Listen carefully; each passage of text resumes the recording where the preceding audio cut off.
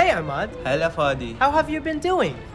ثواني، يعني هذا السؤال بالمضارع التام المستمر، يعني هسه يريد يعرف شنو صار لي واللي بعده دا يصير لي لحد هذا اليوم.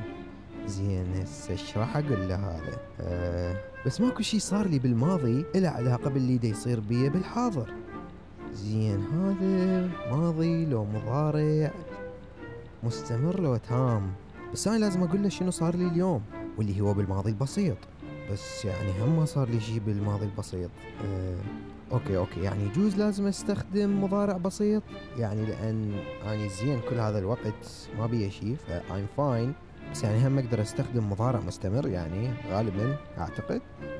بس يجوز اني لازم استخدم الشرطيات حتى بين اني طليق باللغة.